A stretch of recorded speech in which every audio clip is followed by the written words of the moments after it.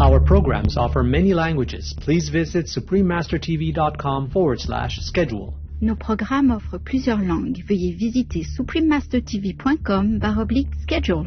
Nuestros programas ofrecen varios idiomas. Visiten suprememastertv.com/schedule. ਸਾਡੇ programme ਪੇਸ਼ ਕਰਦੇ ਹਨ ਅਨੇਕ ਭਾਸ਼ਾਵਾਂ। ਕਿਰਪਾ ਦੇਖੋ suprememastertv.com/schedule. To prevent the Earth from reaching year zero, what are some of the changes we need to make?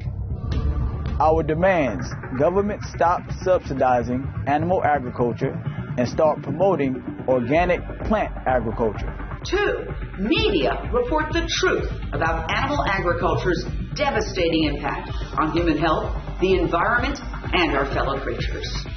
We plead: 1, environmental, conservation, health, animal welfare, and religious organizations adopt a public vegan policy. 2, consumers stop buying animal products.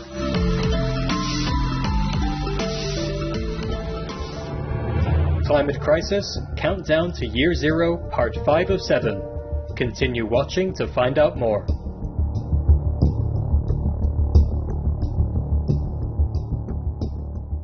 Halito Chimachukuma means hello, how are you in the Choctaw language. I am Shikoba. The people of the Choctaw Nation are grateful to you for your good stewardship of the planet, and thank you for all your kind actions to preserve it. May you be blessed for your thoughtfulness and care.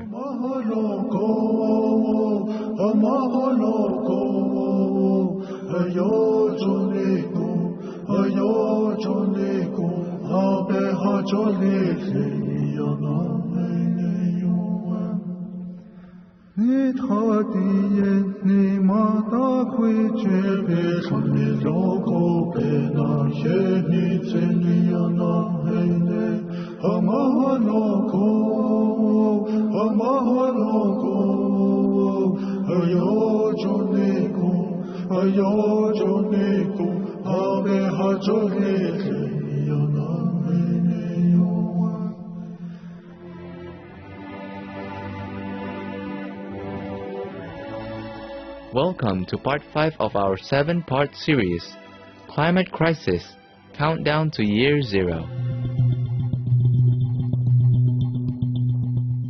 Warning, you might find the content here disturbing, but the truth must be revealed. In our previous episodes, we learned that at our current rate of devastation, we could destroy the Earth by the year 2026. However, if humanity makes a global shift to a vegan lifestyle, we can save and restore the planet. But how can we make this change by 2026?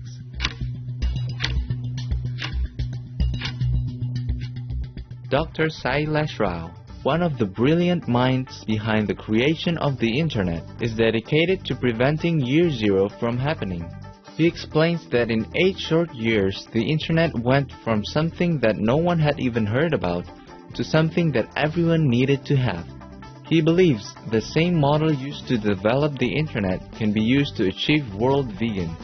The first step, he says, is to develop a clear mission statement. Secondly, every obstacle to success must be addressed and solutions must be developed. On today's program, we'll travel to Costa Rica to learn more about the exciting and inspiring project, Vegan World 2026.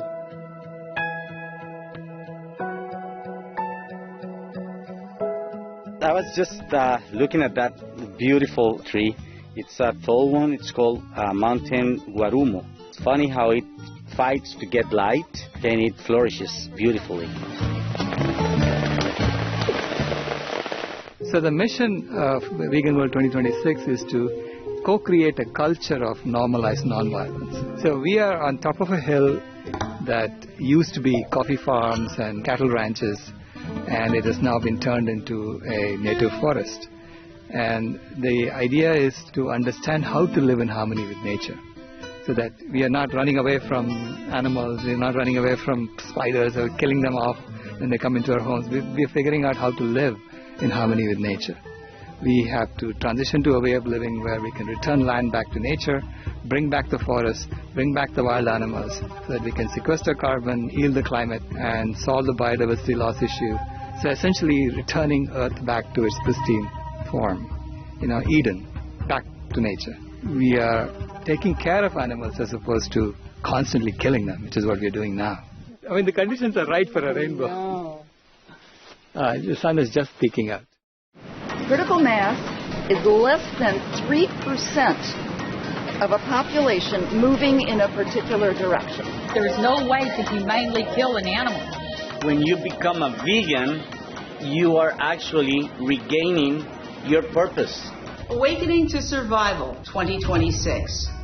We envision a world of love, unity, and abundance, but this requires us to change course at this perilous time. Since 1970, more than half of wild animals have been killed. At the rate we are killing wildlife, we will virtually have no wild animals left by the year 2026.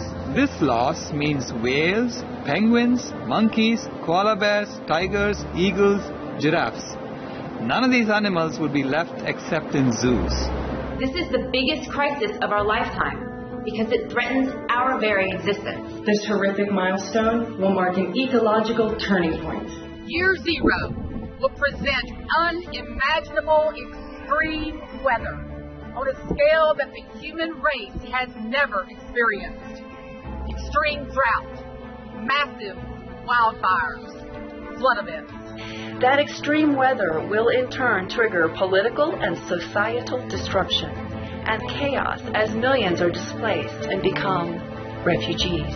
From cities to rural areas, land and homes will become uninhabitable. Animal agriculture is the leading cause of global deforestation, habitat destruction, soil degradation, wildlife extinction, and ocean dead zones because it's so resource intensive and highly inefficient. Animals eat almost 40 times what they produce as meat, dairy, or eggs. 83% of agricultural land is currently used for raising farm animals for food. The good news is more than 80% of the food humans consume is already plant-based. Less than 20% of the food humans consume is meat, dairy, and eggs. When we reduce that percentage to zero by 2026, we will have made substantial progress towards reversing climate change, wildlife extinction, and deforestation, thereby preventing year zero. It is totally unnecessary to eat animals for health or survival. Following a plant-based lifestyle can reverse and prevent 14 of the 15 leading causes of death. Due to the increasing variety of plant-based food options, it is now easier than ever to go vegan. Therefore, it is totally unnecessary to exploit, enslave, torture, and kill animals, or to engage in institutionalized animal abuse. We reject the system of forced breeding, mutilation, and killing of animals. We demand the system of normalized violence be replaced by a system of normalized nonviolence. We commit to supporting this vision and to assist in the joy and wellness of all beings through a vegan lifestyle. Our guiding principles are: 1. All animals have the inalienable right to live free of exploitation, forced breeding, torture, and slaughter. 2. We reject the idea that religious beliefs, cultural traditions, and economic arguments are valid reasons for denying them these inalienable rights.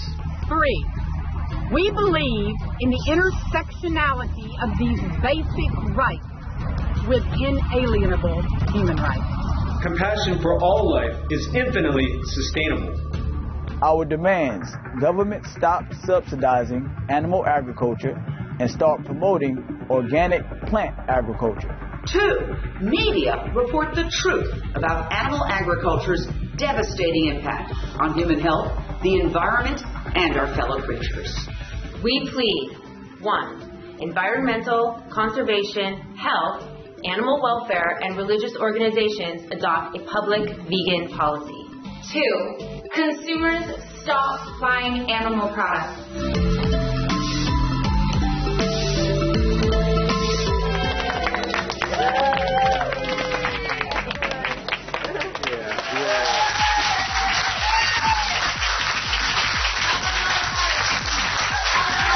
And I'm so grateful to all of you, for coming together to to start this process off. I went through something very similar with the internet.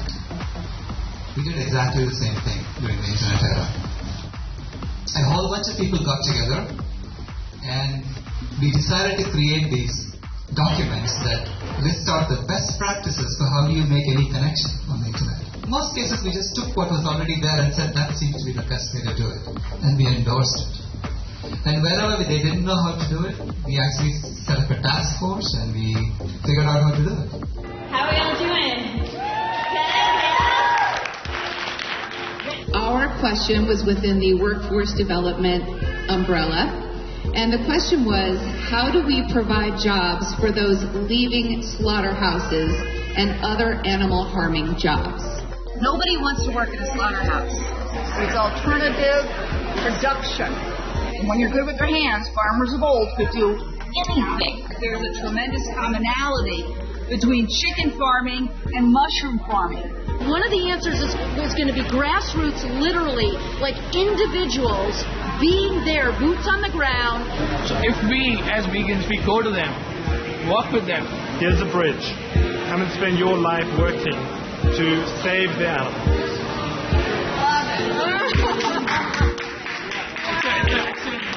It's the same if we act in the same process. We have these incredible companies which are plant-based. So our group came up with, I think, a really exciting campaign idea to start a campaign that gets plant-based companies to offer first right of refusal for jobs to current slaughterhouse workers. Isn't that cool? So the way it worked this weekend, we basically identified questions in different areas. What are the questions we have? How do we make the transition? So it's all about how. Because we know what to do. We know where we are doing it, when we are doing it, why we are doing it. So all the other questions we have answered is only how do we do it. So we broke it down into pieces, and 100 people are coming together and asking questions. You get a variety of questions. You get this diversity. It's impossible for one person to ever do that. And then people can walk around and say, okay, I'd like to address that question. I want to work on that question. So then we create these study groups around these questions that haven't been answered. How do we end subsidizing animal products for food? And as a corollary, how do we get animal agriculture to pay for their fair share of land and water that they use? One of the main problems is this intrinsic marriage between government and industry. We have, for example, the USDA is this revolving door organization that governs big ag, but most of the people that are in leadership positions are former big ag employees or executives. And then the study groups become formal task forces, so we can then go off and figure out what are the best practices for addressing these questions. And then we have a cohesive set of recommendations as to how this new system of normalized nonviolence looks like.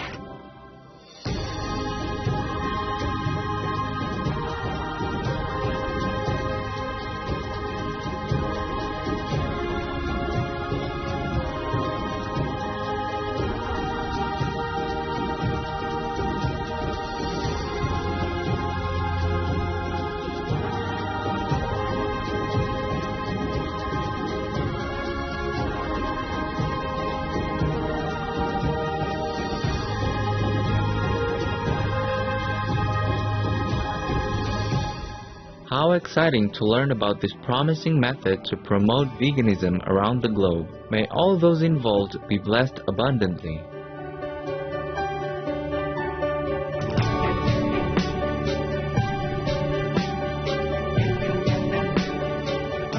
Caring viewers, thank you for your company today. Please join us again on Monday, May 4, to find out more. Through heaven's blessings, may your days be filled with peace, harmony, and spiritual upliftment.